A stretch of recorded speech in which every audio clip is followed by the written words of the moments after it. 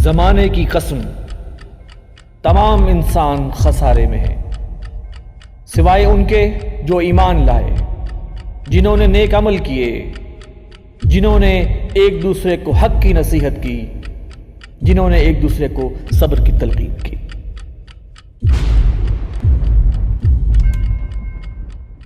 بسم اللہ الرحمن الرحیم۔ السلام علیکم ناظرین، میں ہوں وسیم احمد اور آپ دیکھ رہے ہیں تازہ ترین خبروں پر تبصروں اور تجزیوں کا پروگرام زمانہ گواہ۔ ناظرین، جس ملک کا سرکاری مذہب اسلام ہو اور 95% سے زائد آبادی مسلمانوں پر مشتمل ہو، اور جہاں توہین رسالت کے کسی مرتکب ملعون کے لیے سزائے موت بھی مقرر کی گئی ہو، تو کیا وہاں کوئی توہین رسالت کرنے کی جرت کر سکتا ہے؟ یقیناً نہیں۔ لیکن بدقسمتی سے پاکستان میں ایسا ہو رہا ہے اور بار بار ہو رہا ہے۔ اس کی وجہ یہ ہے کہ پاکستان میں توہین رسالت کے مرتکب کسی فرد کے خلاف کیس درج کروانا ہی جوئے شیر لانے کے مترادف ہوتا ہے۔ یہ مرحلہ اگر طے ہو بھی جائے تو ہماری عدالتیں ملکی اور غیر ملکی قوتوں کے دباؤ اور اپنے فرسودہ عدالتی نظام کی وجہ سے اس ملعون کو کیفر کردار تک پہنچانے میں اتنی تاخیر کر دیتی ہیں کہ شمع رسالت کا کوئی پروانہ اپنی جان کی پرواہ کیے بغیر ملکی قانون ہاتھ میں لے لیتا ہے۔ پھر ایسے کسی بھی واقعے کے پروز اینڈ کونس دیکھے اور سمجھے بغیر پوری دنیا میں پاکستان اور مسلمانوں کے ایکسٹریمزم اور ٹیررزم کا ڈنڈورا پیٹا جاتا ہے۔ حال ہی میں ایسا ہی ایک واقعہ پشاور کی ماتحت عدلیہ میں پیش آیا ہے، جہاں 2 سال پرانے جھوٹی نبوت اور توہین رسالت کے کیس کی سماعت کے دوران ایک جذباتی نوجوان نے مجرم کو جج کے بالکل روبرو قتل کر دیا۔ ہم آج کے پروگرام میں اسی موضوع پر تفصیلی تبادلہ خیال کریں گے۔ اسٹوڈیو میں میرے ساتھ تشریف فرما ہیں ترجمان تنظیم اسلامی جناب مرزا ایوب بیگ صاحب، ان کے ساتھ تشریف رکھتے ہیں معروف مذہبی اسکالر جناب محمد متین خالد صاحب۔ آئیے پروگرام کا آغاز کرتے ہیں۔ متین خالد صاحب، سب سے پہلے تو یہ فرمائیے کہ پشاور کی ایک ماتحت عدالت میں جس قتل کے واقعے کا میں نے ذکر کیا ہے، اس سارے کیس کا پس منظر کیا ہے؟ بسم اللہ الرحمن الرحیم۔ وسیم صاحب، آپ کا بہت شکریہ، آپ نے ہمیں اس موضوع پہ دعوت دی۔ یہ اس وقت پاکستان میں، بلکہ اس وقت تو اگر آپ سوشل میڈیا دیکھیں تو انٹرنیشنل لیول پہ بھی یہ برننگ ایشو بن چکا ہے۔ میں آپ کی وساطت سے یہ عرض کروں کہ ہمیں سب سے پہلے یہ سوچنا چاہیے کہ دنیا بھر میں جو چیز لا اینڈ آرڈر کی صورتحال پیدا کرتی ہے وہ اشتعال انگیزی ہے۔ یہ کسی بھی مسئلے میں ہو، جب آپ کسی کو اشتعال دلاتے ہیں تو اس کا پھر رد عمل آتا ہے۔ قانون بنانا کوئی مسئلہ نہیں ہے، اصل بات یہ ہے کہ قانون پہ امپلیمنٹیشن ہونی چاہیے۔ جتنا قانون مضبوط، اس کا نافذ کرنے والے ادارے جتنے مضبوط ہوں گے، آزاد ہوں گے، کسی کا دباؤ قبول نہیں کریں گے، اتنا ہی اس ملک کی لا اینڈ آرڈر کی صورتحال مضبوط ہوگی۔ اب یہ نہیں، جیسا کہ حضور سرور کائنات صلی اللہ علیہ وسلم کی ایک حدیث کا مفہوم ہے کہ پرانی قومیں، پچھلی قومیں اس لیے تباہ و برباد ہوئیں کہ آپ غریبوں پہ تو مطلب وہ نافذ کر لیتے تھے لیکن امیروں کو چھوڑ دیتے تھے۔ اب اس کیس میں یہ ہے کہ یہ جو مقتول ہے عدالت میں جس کا قتل ہوا ہے، اس کا نام ہے طاہر احمد نسیم۔ یہ بیسیکلی قادیانی مذہب سے اس کا تعلق تھا۔ غالباً اس کی پیدائش ہے 63 کی، اس کے بعد یہ 1978 میں یہ چلا گیا تھا امریکہ۔ اچھا، وہاں پہ جا کے کیا برین واشنگ ہوئی، کیا حالات ہوئے، کیا دیکھا انہوں نے، کیا کیا، میں ذاتی طور پہ سمجھتا ہوں کہ یہ جتنے بھی گستاخان رسول ہے، ان کو یا تو پیچھے سے ایک ان کو طاقتور لابی جو ہے وہ ان کو ایک سبز باغ دکھاتی ہے کہ آپ جائیں اور جا کے مسلمانوں کے مرکز میں جا کے یہ کریں، ہم آپ کو پوری طرح سپورٹ کریں گے۔ یعنی آپ کا خیال ہے ایسے لوگوں کو پلانٹ کیا جاتا ہے؟ پلانٹ اس لیے کیا جاتا ہے کہ اگر آپ ماضی میں تھوڑا سا پیچھے جائیں تو دیکھیں یہاں ایک مسعود کھدر پوش ہوتے تھے، بیوروکریٹ تھے، انہوں نے ایک تحریک چلائی تھی کہ نماز پنجابی میں ہونی چاہیے۔ اب انہوں نے اعلان بھی کر دیا کہ باغ جناب میں جی نماز جمعہ ہوگا اور ہم پنجابی میں کریں گے کہ ہمیں تلاوت کا تو پتہ نہیں عربی میں، تو وہ بڑی مشکل وہ فتنہ جو ہے وہ ختم ہوا۔ اس کے بعد آپ دیکھ لیں کہ سلامت مسیح کیس میں سزائے موت ہوئی سیشن کورٹ سے، اور جس طرح وہ سلامت مسیح کو عدالت سے رہا کروا کے حکومت وقت لے کے گئی، امریکہ سے پریزیڈنٹ سے ملاقات تھی محترمہ بینظیر بھٹو صاحبہ کی، تو وہ ایک عدالت میں وہ 2 جج صاحبان تھے، خورشید صاحب اور دوسرے ایک بھٹی صاحب تھے. تو بعد میں بھٹی صاحب کا پھر مرڈر بھی ہوا. تو اس فیصلے میں لکھا ہوا ہے کہ ہم ان ملزموں کو چھوڑ رہے ہیں, یہ بے گناہ ہیں, لیکن حکومت سے ہم کہتے ہیں کہ اصل ملزم تک جائیں جنہوں نے یہ توہین رسالت کی ہے. لیکن آج تک اس کو محض 20-25 سال ہو گئے ہیں, آج تک اس پہ کوئی تحقیقات نہیں کہ وہ جو توہین رسالت ہوئی تو وہ کس نے کی. خیر ہم طاہر احمد نسیم پہ آتے ہیں. جی, یہ آدمی گاہے بگاہے 1978 میں امریکہ گیا. جی اس کے بعد یہ گاہے بگاہے چکر لگاتا رہتا تھا. تو اس کے بعد جب یہ 2011 میں اصل کام شروع ہوا ہے کہ 2011 میں جب یہ یہاں پاکستان میں تھا حیات آباد پشاور میں, تو اس نے اپنے نبی ہونے کا, رسول ہونے کا, مسیح موعود ہونے کا, مہدی ہونے کا دعویٰ کیا 2011 میں. اس کے بعد کیا ہوا کہ پورے شہر میں اشتعال پھیلا. یہ آدمی سوشل میڈیا پہ اس کے ویڈیوز موجود ہیں.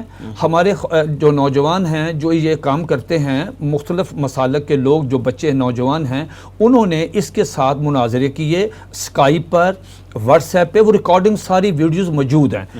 اس نے کہا کہ میں نبی ہوں, میں رسول ہوں, میں مسیح موعود. اس سے بڑے سوالات پوچھے گئے کہ آپ پھر ایمان کون لے کے آیا, کہ ابھی سٹارٹ نہیں ہے, میری تو بیوی بھی نہیں. ابھی یعنی یہ دیکھنے میں تو پھر لٹریری آدمی لگ رہا ہے, کوئی ذہنی مریض نہیں لگ رہا. کوئی یہ ذہنی مریض نہیں, باقاعدہ لٹریری آدمی ہے سارا. مطلب اس نے اس کے مناظرے کرتا رہا ہے, بعض سوالات پہ جوابات, بعض سوالات پہ لاجواب بھی ہوا ہے.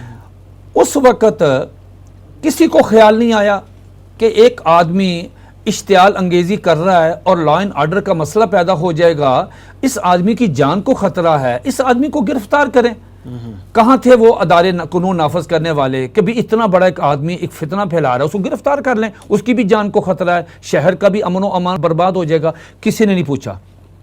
اس کے بعد ایک فتویٰ آیا پھر اس کے خلاف کہ بھئی یہ آدمی دائرہ اسلام سے خارج ہے اور اس آدمی کو حکومت وقت جو ہے نا وہ اس کو گرفتار کرے ورنہ اشتعال پھیلے گا. یہ 2011 میں کرتا رہا, پھر یہ چلا گیا, پھر امریکہ چلا گیا واپس. یہ 2018 میں پھر واپس آیا. 2018 میں آ کے پھر اس نے وہی سرگرمیاں شروع کر دی. 2011 کے بعد اس پہ کیس نہیں ہوا؟ نو, کوئی کیس نہیں ہے. یہ 18 والا کیس ہے. 18 میں آ کے جو کیس ہوا ہے اس پہ 295C کا, کہ یہ کہتا ہے کہ مجھ پہ وحی اترتی ہے, قرآن مجید مجھ پہ نازل ہوا ہے, میں رسول ہوں, میں نبی ہوں, میں مسیح موعود ہوں, میں مہدی ہوں. اس بنیاد پہ اس کے خلاف مقدمہ درج ہوا. جب مقدمہ درج ہوا پھر یہ 2 سال مقدمہ, ابھی تک یہ مقدمہ عدالت میں تھا. اس بندے نے عدالت میں, آپ ریکارڈ دیکھ لیں, وہ فائل دیکھ لیں اس کی, اس نے جج صاحب کے سامنے بھی کنفیشن کیا ہوا ہے کہ جی میں واقعتاً میں نبی ہوں. جج صاحب نے پوچھا بھی تم کس طرح, اس نے کہا جی میں نبی ہوں, مجھ پہ وحی آتی ہے. یہ جج صاحب کے سامنے کنفیشن ہے. تفتیشی کنفیشن کے بعد کیس کنکلوڈ کیوں نہیں ہوا؟ دیکھیں کہا جا رہا ہے کہ 13 پیشیاں 13 ہیرنگز ہو چکی تھی اس کیس. یہی تو ہم کہتے ہیں کہ یہ سوالیہ نشان ہے عدلیہ پہ کہ جو آدمی کنفیشن کر لیتا ہے 95% تو کیس اسی وقت ختم ہو جاتا ہے جب وہ کنفیشن کرتا ہے. جب چلان پیش ہوتا ہے تو چلان کے اندر تفتیشی لکھتا ہے کہ میرے سامنے اس ملزم نے یہ کنفیشن کر دیا, پھر تو آپ کا کام ہی آسان ہو گیا. پھر تو وہ تو جج صاحب کے سامنے کنفیشن کر رہا ہے, جج صاحب کے سامنے کنفیشن کر رہا ہے. تو چاہیے تو یہ تھا کہ اس کیس کو پرائورٹی پہ لے لیتے. اب مزے کی بات یہ ہے کہ یہ آدمی جب پیشی پہ پیش ہوتا تھا, آپ وہاں کے وکلاء سے میری بات ہوئی ہے, یہ اس وقت بھی بڑا مطمئن اس لیے تھا مطمئن کہ پیچھے امریکہ ہے, وہ مجھے یہاں سے لے کے جائے گا, وہ مجھے بچائے گا, اس کا انفلوئنس آئے گا امریکن حکومت کا, جس طرح کہ باقی لوگوں کا ہوا ہے کہ سلامت مسیح میں کیس میں لے گئے. جتنے کیسز ہوئے ہیں اس میں وہ ہمارے مغربی ممالک نے دباؤ ڈال کے لے گئے. آسیہ مسیح کو دیکھیں کہ نیچے سے پھانسی ہوئی, ہائی کورٹ نے کہا کہ بالکل ٹھیک ہے, سپریم کورٹ نے کہا جی چھوڑ دیں. اب اس میں سوالات پیدا ہوتے ہیں کہ کس بنیاد پہ کیا ہوا, کیوں ایسا ہوتا ہے. اب جو پروٹوکول وہاں پہ جا کے گستاخان رسول کو ملتا ہے, وہ آدمی اس کا تصور بھی نہیں کر سکتا کہ ملک کا پریزیڈنٹ کے پاس اتنا ٹائم ہوتا ہے کہ پاکستان کے دیہاتوں کے وہ قادیانی یا عیسائی لوگ, ان کے کریڈٹ میں کیا ہے کہ ہم نے مسلمانوں کے پیارے نبی صلی اللہ علیہ وسلم کو گالیاں دی ہیں, یہ کریڈٹ ہے نا. تو اس بنیاد پہ ان کو پروٹوکول ملتا ہے, سارا کچھ ملتا. اس آدمی کو یہ جس آتا تھا, جس کروفر کے ساتھ آتا تھا, اور جس طرح وہاں پہ مطمئن چہرہ اور سارا کچھ ہے, اشتعال پھیلتا تھا. تو اس کے بعد ظاہر ہے کہ اتنی دیر کرنے کے بعد پھر ایک نوجوان ہے, اور اس نوجوان نے جب دیکھا کہ بھئی اس کا تو ممکن ہے, اگر آپ گستاخان رسول کو مغرب کے کہنے پہ, یورپ کے کہنے پہ امریکہ کے کہنے پہ اگر آپ قانون پہ عمل درآمد نہیں کرتے، ان کو چھوڑتے جاتے ہیں تو دین اس کا مطلب یہ ہوا کہ ان کو تو جو مرضی کریں. لہٰذا یہ اشتعال انگیزی کا کیس ہے. اگر آپ کو یاد ہو تو غازی علم الدین شہید رحمۃ اللہ کے کیس میں قائد اعظم محمد علی جناح جب پیش ہوئے تھے تو قائد اعظم محمد علی جناح کی آپ جرا اٹھا کے دیکھ لیں اور ساری پڑھ لیں، آپ حیران ہوں گے کہ قائد اعظم نے سارا جو فوکس کیا ہے وہ اشتعال انگیزی پہ کیا ہے کہ جی راجپال نے جو کتاب لکھی ہے اس میں ان کو معلوم ہی نہیں ہے کہ ایک مسلمان عمل کی بنیاد پہ چاہے کتنا ہی کمزور کیوں نہ ہو لیکن وہ حضور نبی کریم علیہ الصلوۃ والسلام سے بے پناہ محبت کرتا ہے، اپنی والدہ، والد، بھائی، بہن، بیٹی، کاروبار، زندگی سے زیادہ محبت کرتا ہے. یہی مطلوب بھی ہے، یہی مطلوب ہے اور یہی فنڈامنٹل ہمارا ایمان کا حصہ ہے. قائد اعظم نے بھی یہی کہا کہ اشتعال انگیزی ہے، یعنی پرووک کیا گیا. جی اور یہی ممتاز قادری کے کیس میں بھی یہی کہا گیا عدالت سے کہ دیکھیں عدالت لینیٹ ویو لے کہ یہ اس کو اشتعال دلایا گیا ہے. یہاں یہ آدمی طاہر احمد نسیم کہتا ہے جی میں نبی ہوں، میں رسول ہوں، مجھ پہ وحی اترتی ہے، میں فلاں ہوں، تو یہ اشتعال انگیزی ہے. پورا سوشل میڈیا اس کی ویڈیو سے بھرا پڑا ہے. تو میں کہتا ہوں سب سے پہلے قانون کو ہاتھ میں لیا طاہر احمد نسیم نے. اگر وہ گرفتار ہو جاتا، آج کو بندہ یہ کہہ سکتا ہے بازار میں سر عام کہ میں پاکستان کا پریزیڈنٹ ہوں، میں پاکستان کا پرائم منسٹر ہوں، میں آرمی چیف ہوں، تو اس کو گرفتار کر لیں گے. کیا وہ وائلیشن کر رہے ہیں، لا اینڈ آرڈر کی صورتحال پیدا کر رہے ہیں، لوگوں کو اشتعال دلا رہے ہیں، غلط کر رہے ہیں آپ. ٹھیک، تو یہی بات ہے کہ یہاں اگر وہ ملزم گرفتار ٹائم پہ ہو جاتا اور اس کو اس کے کیے کی سزا ٹائم پہ مل جاتی، یقین مانے وسیم بھائی یہ واقعہ کبھی نہ پیش آتا. مجھے اس موقع پہ غازی علم الدین شہید کا وہ جملہ یاد آ رہا ہے جو انہوں نے عدالت میں فرمایا تھا جج صاحب سے مخاطب ہو کے کہ اگر آپ توہین عدالت برداشت نہیں کرتے تو ہم توہین رسالت کیسے برداشت بہت خوبصورت بات ہے، بہت خوبصورت بات ہے کہ آپ سے وہ تو برداشت ہوتی نہیں ہے. ٹھیک ہے جی، توہین عدالت. تو بھائی جان اگر آپ عدالت میں صرف ایک بیل آپ کی آ جائے تو جج صاحب جو ہیں وہ آپ کو نوٹس دے سکتے ہیں توہین عدالت کا کہ یہاں ٹیلی فون کی بیل کیوں بجی ہے. اور مزے کی بات یہ ہے کہ ایک دفعہ ضبط ہو جاتا ہے فون جی، تعلقات. اور یہ جسٹس جو ہیں، یہ جسٹس صرف ہوتا ہے ہائی کورٹ کا یا سپریم کورٹ کا. باقی جو حضرات ہیں سیشن جج کے یا مجسٹر وغیرہ یہ اپنے گھر کے باہر صرف جج لکھوا سکتے ہیں. تو ایک دفعہ کسی سیشن جج نے اپنے نام کے ساتھ جسٹس لکھوا دیا تھا تو عدلیہ نے، ہائی کورٹ نے ان کو نوٹس دیا تھا کہ آپ اس سٹیٹس کے مستحق نہیں ہیں. تو یعنی چھوٹی چھوٹی باتوں پہ تو آپ نوٹس لے لیتے ہیں. تو میرا ذاتی خیال ہے کہ جو اس طاہر احمد نسیم نے جو کچھ کیا وہ خود اس کا رسپانسیبل ہے، اور قانون نافذ کرنے والے جو ادارے ان کو چاہیے تھا کہ بر وقت کارروائی کرتے، اسے گرفتار کرتے، قانون کے مطابق کارروائی چلتی، قانون کے مطابق اس کو سزا ملتی تو بات ختم. ٹھیک ہے ایوب بیگ صاحب، یہ فرمائیے کہ پاکستان جیسا کہ آپ جانتے ہیں کہ 95% سے زیادہ مسلمان آبادی کا ملک ہے. تو اس ملک میں جہاں مسلمانوں کی اکثریت آباد ہے توہین رسالت کا قانون کیوں ضروری ہے؟ بسم اللہ الرحمن الرحیم. وسیم صاحب، مجھے آج تک یہ بات سمجھ نہیں آئی کہ یہ توہین رسالت کا جو قانون ہے، خاص طور 295C جی اے بی کو چھوڑ دیجئے، 295C جو ہے، یہ لبرلز جو ہیں، یہ سیکولرز جو ہیں، یہ اس کی مخالفت کیوں کرتے ہیں؟ میرے ذہن میں آج تک اس مسئلے کا حل نہیں ہوا. کیوں؟ یا تو یہ ہم سے زیادہ اللہ رسول سے محبت رکھتے ہیں، یہ جان بوجھ کر قتل کرواتے ہیں انہیں. دیکھیں، اگر 295C کے تحت عدالتوں میں مقدمے جائیں، ان کے فیصلے ہوں، ملزموں کو سزا ملے، تو آپ کا کیا خیال ہے کوئی جرت کرے گا توہین کی؟ سوال ہی پیدا سوال ہی نہیں پیدا. تو یہ قانون جو ہے 295C یہ ایک لحاظ سے ملزموں کا تحفظ کر رہا ہے، یعنی تحفظ اس سینس میں کہ وہ انہیں اب اس بات کی اجازت ہی نہیں دے گا، کسی کا سوال ہی نہیں پیدا ہوگا اس کو دیکھتے ہوئے. دیکھیں، جب لوگ دیکھتے ہیں نا سعودی عرب میں گردنیں اترتی قتل میں، تو کتنے ہیں جو پھر جرت کرتے ہیں. اور جب ضیاء الحق کے دور میں آپ کو یاد ہے کہ ایک سر عام پھانسی دی گئی تھی بچوں سے زیادتی کرنے والے ہیں، تو اس کے کتنی دیر تک یہ جرم نہیں ہوا تھا. اصل مسئلہ یہ ہے کہ جب قانون کے مطابق سزا نہیں ملتی تو اس کا نتیجہ یہ نکلتا ہے کہ ملزم کہہ لیجئے یا مجرم کہہ لیجئے، ان کی حوصلہ افزائی ہوتی ہے. آپ دیکھیں 1986 سے 295C جو ہے وہ پاکستان کے آئین کا حصہ بنا، اور پھر یہ تعزیرات پاکستان میں بھی آیا. 1986 کو آج 34 سال ہو گئے، لیکن اس 34 سالوں میں کئی توہین رسالت کرنے والوں کو سزائے موت دی نہیں گئی، سنائی گئی، سنائی، لیکن کسی ایک پر عمل نہیں ہوا۔ جب آپ یہ یقین دلا دیں گے کہ کسی توہین رسالت کرنے والے کو سزا سنائی تو جا سکتی ہے، دی نہیں جا سکتی، سننے سے کیا فرق پڑتا ہے؟ دی نہیں جا سکتی، اس کا کیا نتیجہ نکلے گا؟ لوگوں کے حوصلے بڑھیں گے، لوگ اس معاملے میں آگے بڑھیں گے۔ پھر جیسے کہ متین صاحب نے فرمایا، بہت درست فرمایا ہے کہ جب غیر ممالک جو ہے ان کی اتنی اور بھگت کریں گے، انہیں یہ درجہ دیں گے، تو یہاں تو ایسے لوگ ابھی ہیں ایسے جو یہ حیثیت حاصل کرنے کے لیے یہ کر گزریں گے۔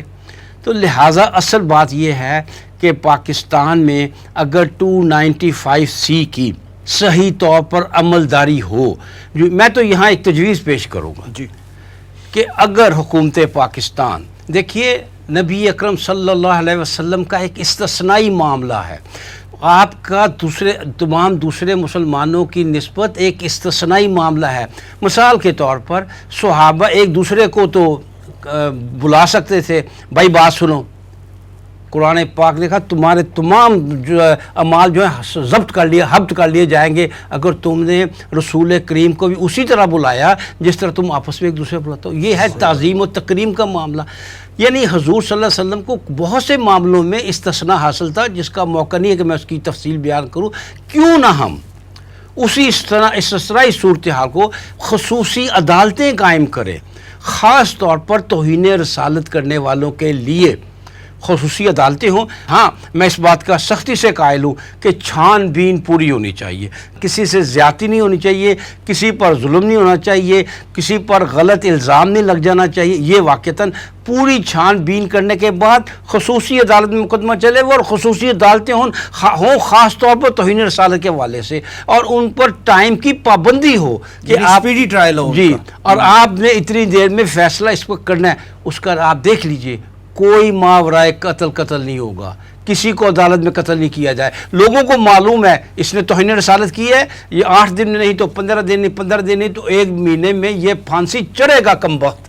اور جب وہ پھانسی چڑھے گا لوگوں کو ایک آ جاتا ہے، ایک سکون آ جاتا ہے۔ دیکھیے برے صغیر کے مسلمانوں کا ایک معاملہ ہے، یہ ان کا مذہب سے صاف بات ہے، جذباتی لگاؤ ہے، اور مجھے یہ کہنے کی اجازت دیجئے کہ صرف جذباتی لگاؤ ہے، عملی معاملہ بہت کم ہے۔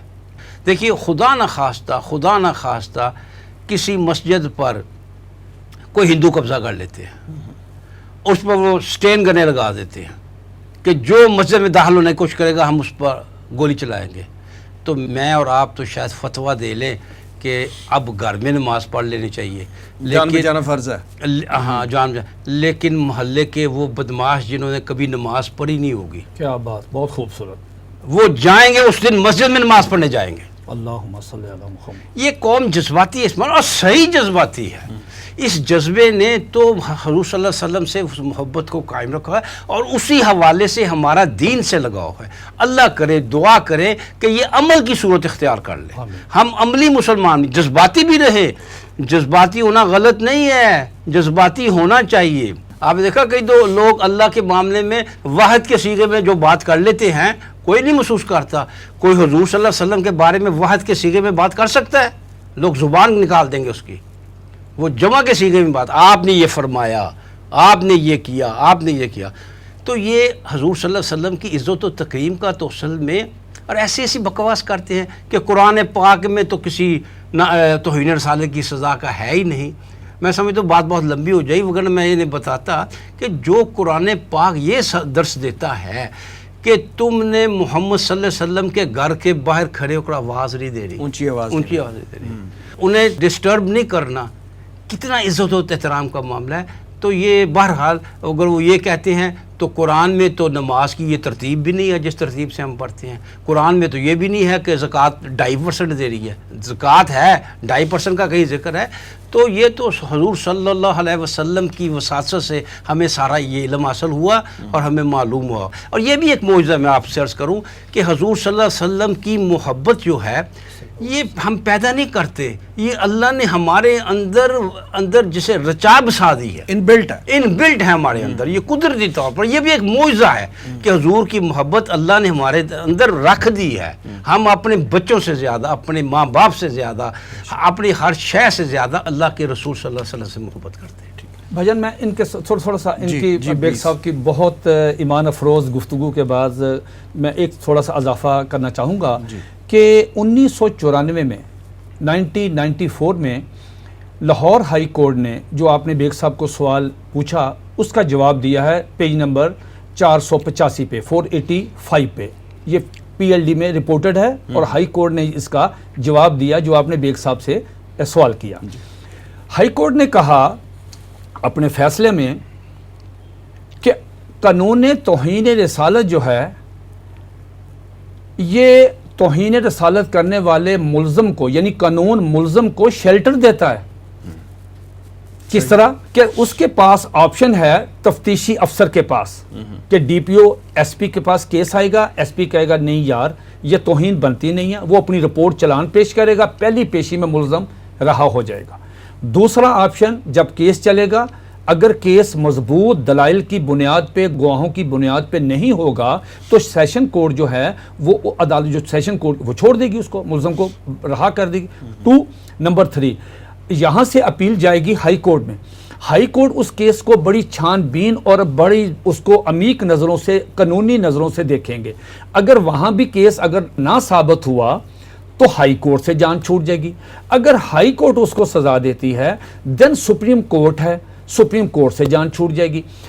اب ہوتا یہ ہے اگر یہ قانون جس طرح کہ یورپ کہتا ہے, امریکہ ابھی انہوں نے طاہر احمد نسیم کے مسئلے پہ اب دیکھ لیں, ابھی تازہ انہوں نے ان کا بیان آیا ہے اسٹیٹ کا, انہوں نے کہا جی کہ ہم حکومت پاکستان سے درخواست کرتے ہیں سٹرکٹلی فوری طور پہ اس قانون کو ختم کیا جائے. مطالبہ آ گیا جی آ گیا مطالبہ. میں پڑھ رہا تھا تو میں حیران ہو رہا تھا کہ وسیم صاحب 2 منٹ دیکھیں کہ قانون ختم ہو جاتا ہے. اس کے پاس 4 آپشن تھے ملزم کو اس کی رہائی کے, اب چاروں آپشن بند ہو گئے, قانون ختم ہو گیا. اب جو شخص توہین رسالت کرے گا کسی محلے میں کسی کراؤڈ کے سامنے تو کیا ہوگا, اس کو مسلمان اشتعال میں آ کے جیسے بیگ صاحب نے فرمایا کہ اس کو تو حضور علیہ الصلوۃ والسلام کی محبت میں وہ آدمی عمل سے جتنا بھی فارغ ہے وہ نہیں برداشت کرے گا, وہ ملزم کو موقع پہ قتل کر دے گا.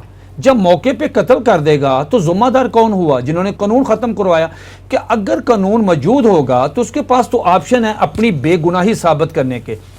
یہ میں آپ سے قانون اسے پروٹیکٹ کر رہا ہے جی, قانون پروٹیکٹ کر رہا ہے اس کو پورا موقع دے رہا ہے کہ آپ ثابت کریں کہ آپ نے توہین نہیں کی. اگر آپ نے نہیں کی آپ جج صاحب کو قائل کر لیتے ہیں تو اس کے بعد آپ چھوٹ جائیں گے, آپ رہا ہو جائیں گے. لیکن اگر قانون ہی موجود نہیں ہوگا تو لوگ قانون کو ہاتھ میں لیں گے اور جب دیکھیں گے کہ اس آدمی نے حضور سرور کائنات صلی اللہ علیہ وسلم کی شان میں ابیوز کیا ہے, توہین کیا ہے, تو لوگ موقع پہ اس کا بدلہ لیں گے اور ایسا ہوگا. متین خالد صاحب یہ بتائیے کہ جیسے ایوب بیگ صاحب نے فرمایا کہ توہین رسالت کا یہ قانون جو ہے یہ 34 سال سے ان فیلڈ ہے, ٹھیک, لیکن اس پہ لوور کورٹس کی طرف سے اس پہ سزائیں سنوائی جاتی ہیں, لیکن ہائر کورٹ میں جا کے یہ آج تک جو ہے کسی بھی ایسے توہین رسالت کے مرتکب شخص کو جو ہے پھانسی کی سزا نہیں ہوئی, ٹھیک, یعنی ایگزیکیوٹ آج تک نہیں ہوا یہ اس قانون کے تحت کوئی بھی شخص. جی جی, آپ کے خیال میں اس کی وجہ کیا ہے؟ میں آپ سے عرض کرتا ہوں شان رسالت میں توہین کرنے والے مرتکبین ہیں جو ملزمان ہیں, ان کو یہ معلوم ہے کہ جو آدمی پاکستان میں توہین رسالت کرے گا اس کو امریکہ اور مغربی ممالک جو ہیں پروٹوکول دیں گے. وہ یہاں بھوکا مر رہا ہے, پکوڑے بھی نہیں بیچ رہا, بالکل وہ ایک مطلب کہہ لیں کہ آوارہ مزاج آدمی ہے. اسے معلوم ہے کہ جب توہین رسالت کروں گا تو مجھے سلمان رشدی کی طرح مغرب کی آنکھوں کا تارا بن جاؤں گا. مغرب کی آنکھوں کا تارا بن جاؤں گا. پیسے ملیں گے, ویزا ملے گا, نیشنلٹی ملے گی, اس ملک میں جاؤں گا. تو یہ چیزیں کرنے کے لیے مجھے کیا چاہیے؟ وہ یہ چاہیے کہ میں مسلمانوں کی محبوب ترین ہستی حضور نبی کریم علیہ الصلوۃ والسلام کی شان میں نعوذ باللہ توہین کروں. جب وہ توہین کرتا ہے تو مغرب آ جاتا اس کی بیک پہ. اس کو چھوڑیں, اس کو رہا کریں. کبھی ہم نے آپ کے کبھی دخل دیا ہے؟ آپ ہماری عدالتی کارروائی چلنے دیں. آپ کیوں ہماری حکومت پہ دباؤ ڈالتے ہیں؟ کیوں آپ ہمارے عدالتی معاملات پہ کرتے ہیں؟ یہ ایک کتاب ہے, یہ میں آپ کے لیے لایا ہوں آپ کو گفٹ پیش کرنے کے لیے. یہ کتاب میں 50 کیسز ہیں جو مضبوط ترین کیسز ہیں. یہ سیشن کورٹس کے فیصلے ہیں جن ججوں نے پورے چلان کے بعد, پوری عرق بینی کے ساتھ, جناب انہوں نے جرا کے بعد, گواہوں کے بیانات کے بعد, اللہ کا خوف دل میں رکھتے ہوئے. وسیم صاحب, آپ جج صاحبان کو کبھی ملیں, جج ایسے کسی کو پھانسی نہیں دیتا. وہ انسان ہے, گوشت پوشت ہے, اس کے اندر خون دوڑتا ہے. وہ رات کو اس کو نیند نہیں آتی. اگر وہ غلط فیصلہ کرے گا, وہ اللہ اور اس کے رسول کے سامنے جواب دہ ہے. قانون کو ہے, اس نے مرنا ہے. وہ خوف خدا ہے.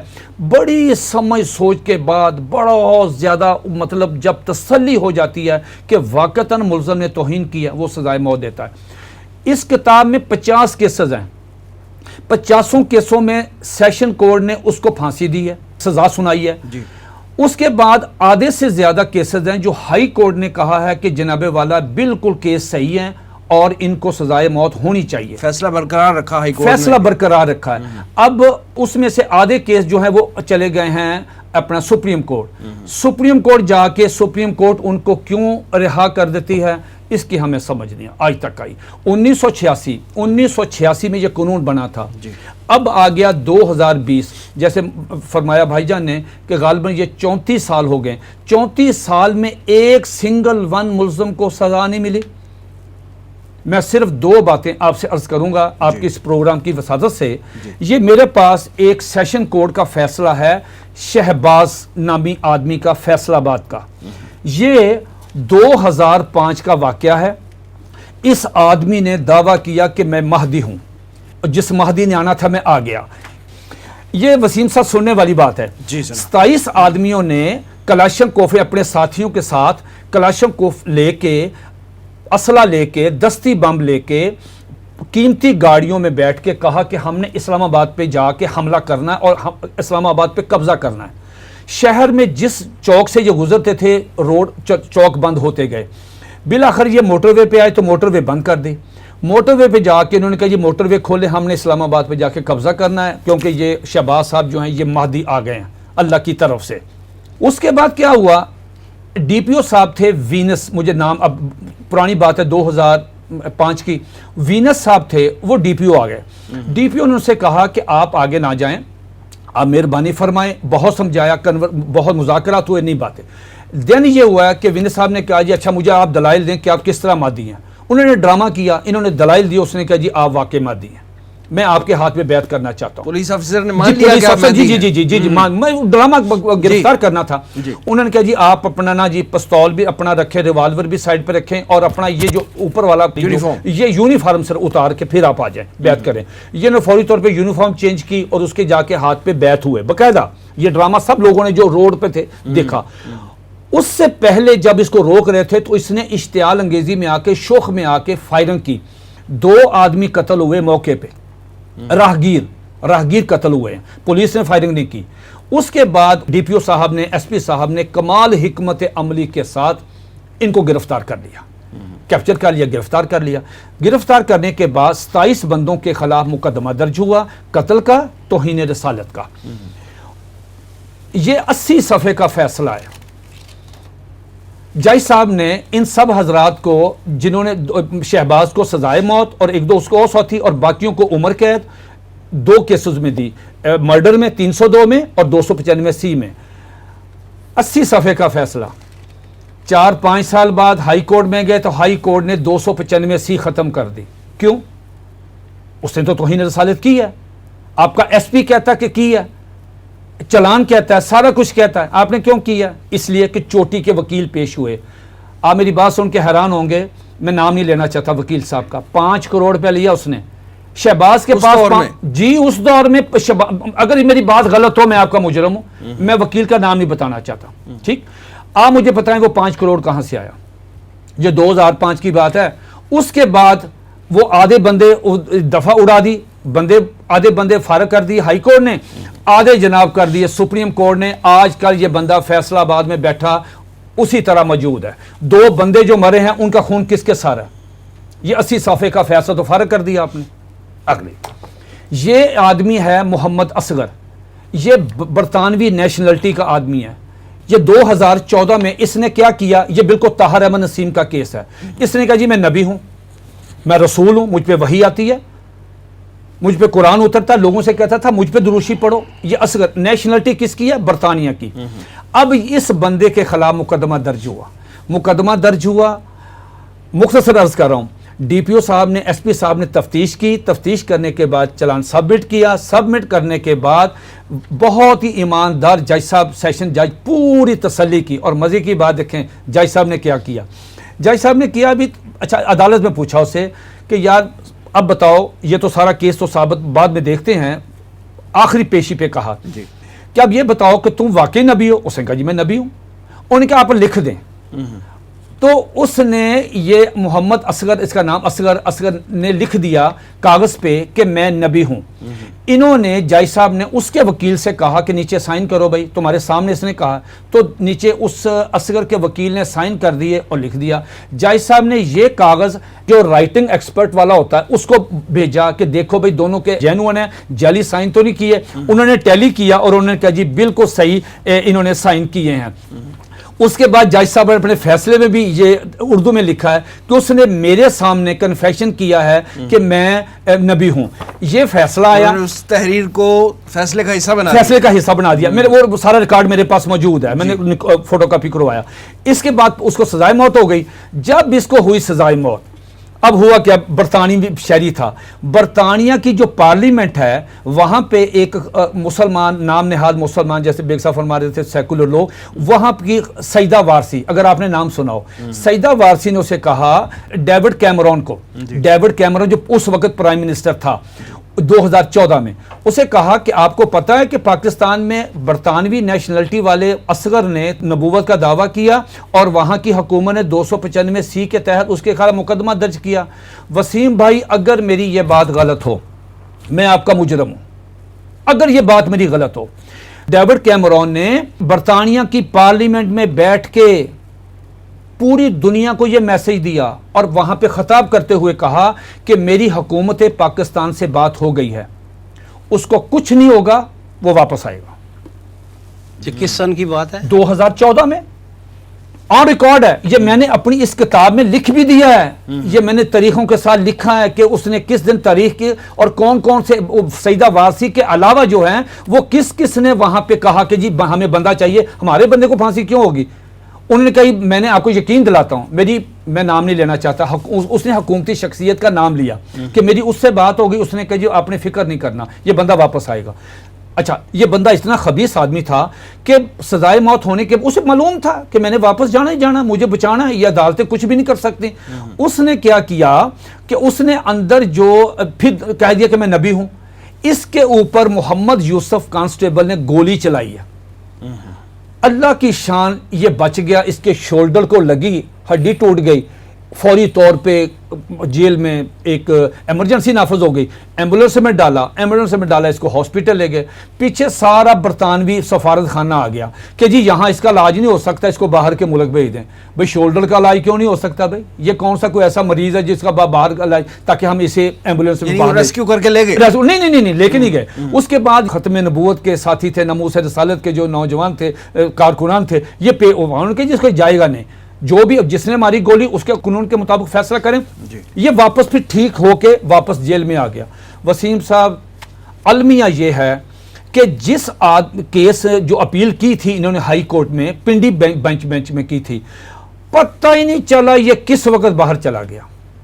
ہائی کورٹ نے راتوں رات اس کا کیس لیا.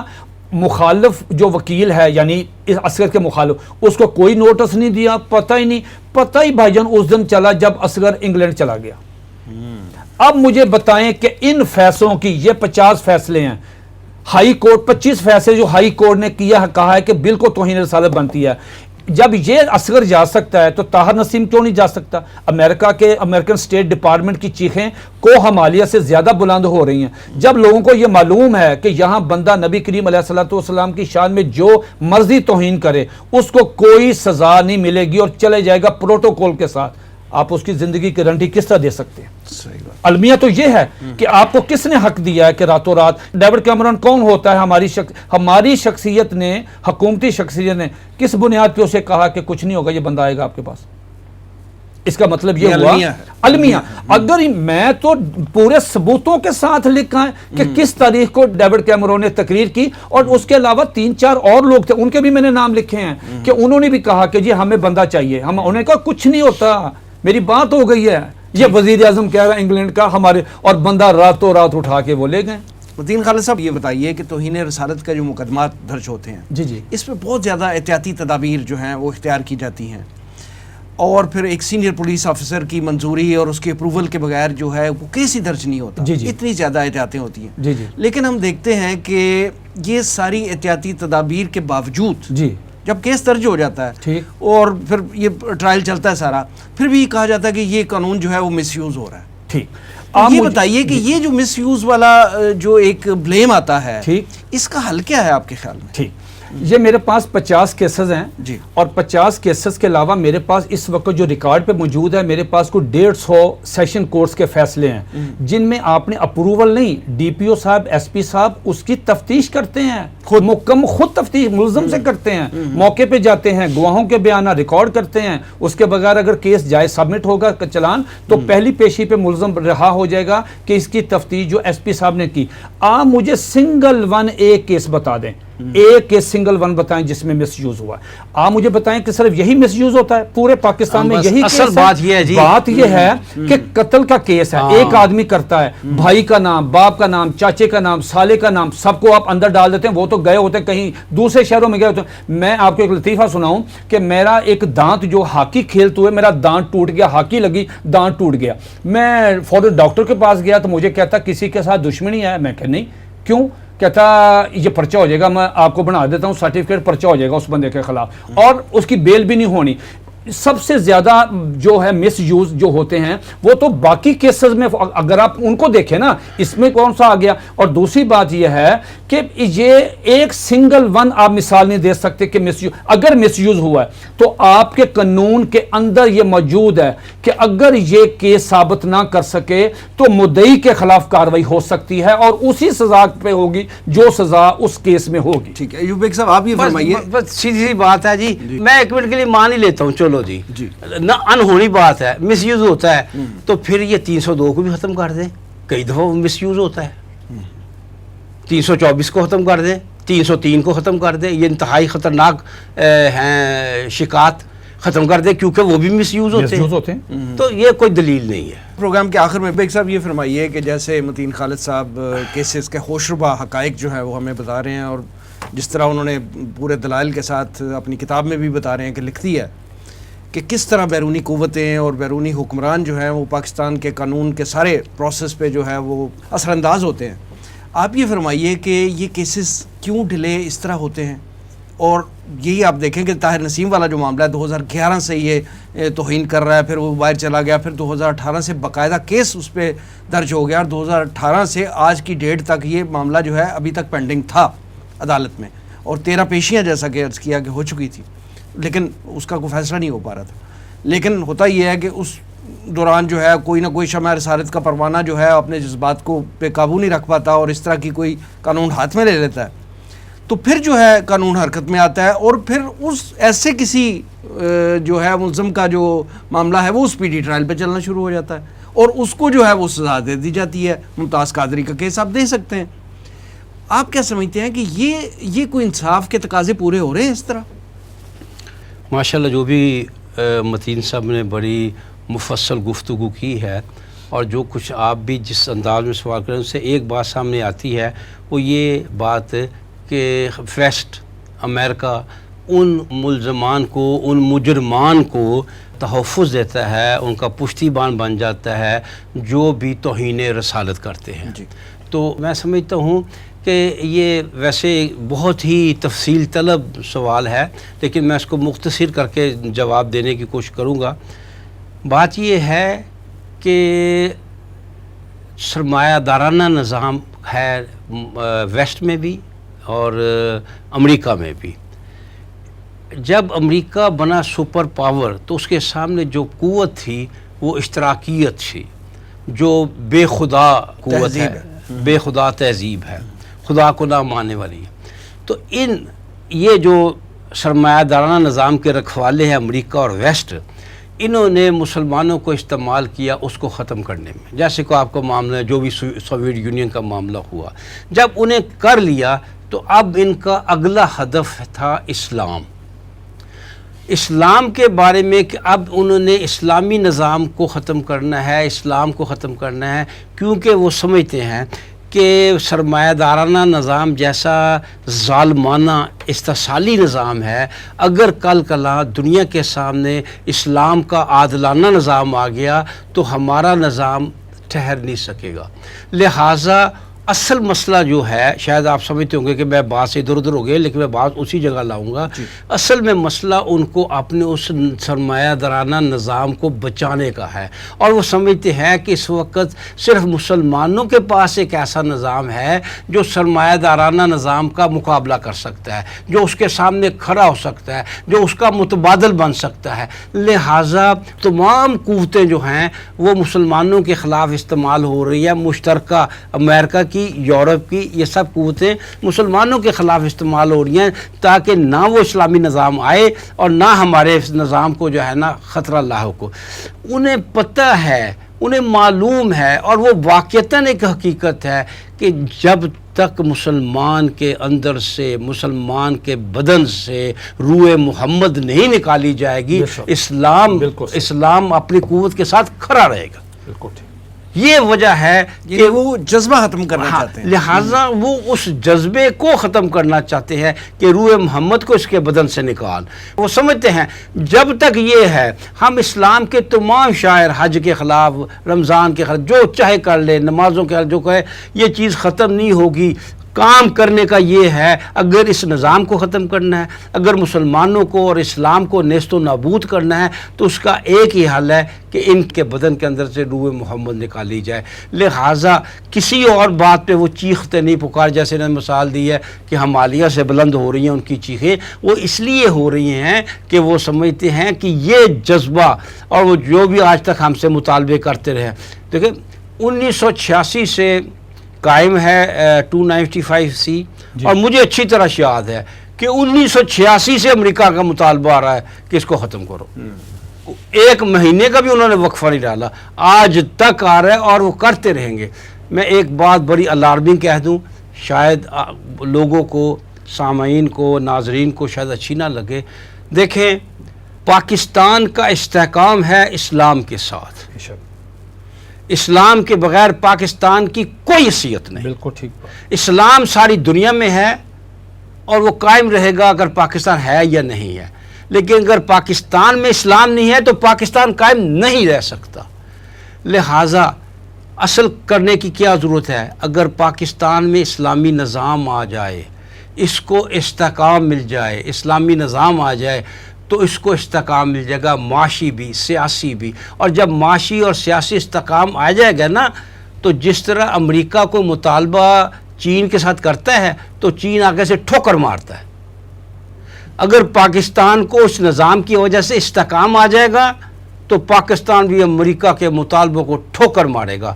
لیکن جو خطرناک بات میں کہنے والا ہوں اور اللہ سے ڈرتے ہوئے کہتا ہوں، اللہ نہ کرے وہ وقت، اگر ہم نے اپنی معاشی حیثیت، اگر ہم نے اپنی سماجی حیثیت، اگر ہم نے اپنی سیاسی حیثیت، اگر ہم نے اپنی عسکری حیثیت کو مضبوط نہ کیا، پاکستان کو مضبوط نہ کیا، تو میں آپ کو ڈرتے ہوئے کہتا ہوں کہ کہ آپ زیادہ دیر حفاظت نہیں کر سکیں گے. ایک کمزور ملک کسی صورت اس کی حفاظت نہیں کر سکے گا. اگر ہم اس معاملے میں کمزور پڑے تو آج ہم 295C کے آگے ڈھال بنے ہوئے ہیں. اگر ہم کمزور پڑ گئے اور ہم کمزور پڑ جائیں گے اگر ہم یہاں اسلامی نظام نہ، تو اس کا نتیجہ کیا نکلے گا؟ یہ ڈال کمزور پڑ جائے گی اور وہ ایک دن کامیاب ہو جائیں گے اپنا مطالبہ منوانے میں. لہٰذا اصل ضرورت کیا ہے؟ اصل ضرورت یہ ہے کہ اگر آپ چاہتے ہیں کہ اس ملک میں یا دنیا بھر میں، میں کہتا ہوں دنیا بھر میں توہین رسالت نہ ہو، اگر آپ چاہتے ہیں کہ لوگ نبی اکرم صلی اللہ علیہ وسلم کا نام تعظیم و تکریم سے لے، دیکھیں بڑی اچھی بات ہے کہ حکومت نے کہا ہے کہ جی حضور صلی اللہ علیہ وسلم کے نام سے پہلے جو ہے وہ بعد میں جو خاتم النبیین لکھیں، بڑی اچھی بات ہے. لیکن یہ باتیں تب ہوں گی عملی طور پر اگر ہمارے تن میں جان ہوگی تو پھر کوئی ہم سے مطالبہ نہیں منوا سکے گا، چاہے کسی کی حکومت ہو، کوئی نہیں منوا سکے گا. لیکن اگر ہمارے اس خاکی تن میں جان نہ رہی، اگر ہم کمزور ہوئے تو وہ منوا لیں گے، بڑی آسانی سے منوا لیں گے. تو اصل کرنے کا کام پھر کیا ہے؟ اصل کرنے کا کام یہ ہے کہ اسلام کو اس ملک میں نافذ کرو. نبی اکرم صلی اللہ علیہ وسلم کی خود بہت تعظیم ہوگی، امریکہ تعظیم کرے گا نبی اکرم صلی اللہ علیہ وسلم کی، مجبور ہوں گے، طاقت کے سامنے سب جھکتے ہیں، ان کو جھکنا پڑے گا. ایوب بیگ صاحب اور محمد الدین خالد صاحب پروگرام میں تشریف آوری کا بہت شکریہ. ناظرین یہ تھا آج کا پروگرام، آج کے لیے اتنا ہی. ہمارے سوشل میڈیا پیجز پر اس پروگرام کا فیڈ بیک ضرور دیجیے گا. آپ ہمیں ای میل بھی کر سکتے ہیں، ہمارا ایڈریس ہے media@tanzeem.org. پروگرام کے اگلے ایپیسوڈ تک کے لیے وسیم احمد کو اجازت دیجیے. اللہ نگہبان.